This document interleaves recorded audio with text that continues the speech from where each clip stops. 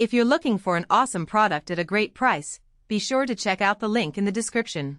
Devon campaigners have ignited a passionate debate over public access to waterways, sparking a call for a right to Riverbank after uncovering a startling revelation. The River Dart, a cherished Devon landmark, boasts a staggering 108 separate owners.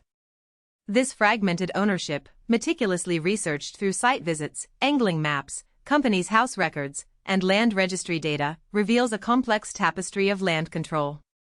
A concerning eighth of the river's banks are held by offshore companies, adding a layer of opacity to an already intricate situation. This discovery underscores the challenges inherent in the government's ambitious pledge, outlined in last year's election manifesto, to establish 9 new river walks across England. While the initiative promises expanded public access to the countryside, the lack of concrete plans regarding location and implementation casts a shadow of uncertainty over its success.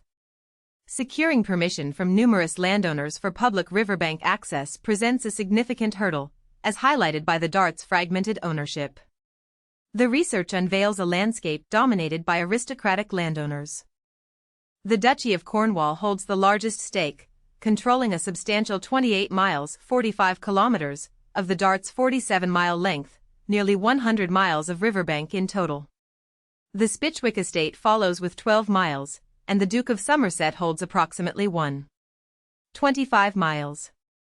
The presence of offshore companies owning 11.6 miles further complicates the picture, raising questions of transparency and accessibility. This situation mirrors the ongoing struggle of right-to-roam campaigners, who have long advocated for increased public access to privately owned land. The 2022 protest on the Duke of Somerset's estate, where campaigners staged a picnic and musical performance in defiance of keep-out signs, serves as a potent symbol of this ongoing conflict. A stark contrast exists with Scotland, where a comprehensive right to roam across the countryside prevails, provided responsible conduct and minimal environmental impact are maintained.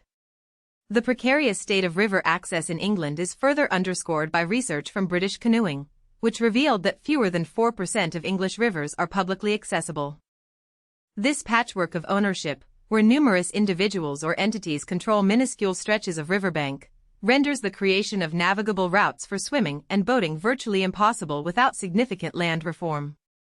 Lewis Winks, the driving force behind the River Dart research, poignantly articulated the central issue. The River Dart is rightly a much celebrated part of the Devon landscape, yet the rights to the river, and those who own them, largely remain a mystery. The more time I spend with the Dart, the more urgent the question becomes: who gets to decide whether we are able to know and love this river? His meticulous mapping of land ownership along the Dart stemmed from a desire to understand the power dynamics surrounding river access, revealing a surprising lack of transparency, even among those closely involved with the river's management.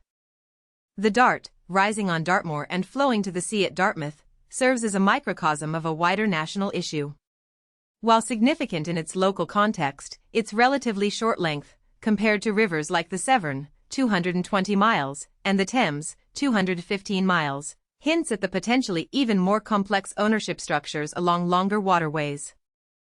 Winks emphasized that achieving increased river access through a permissive approach would prove logistically nightmarish, requiring protracted negotiations with countless landowners and corporations, many of whom are difficult to identify.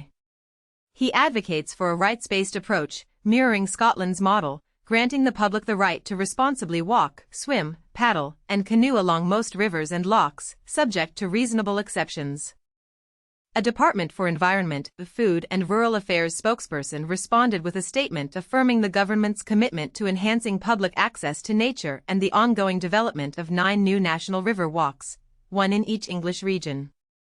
However, the absence of concrete details regarding implementation leaves the future of public river access uncertain, highlighting the urgent need for comprehensive land reform and a clear legal framework guaranteeing the right to enjoy these vital natural resources. The ongoing debate over the River Dart's ownership serves as a powerful reminder of the complex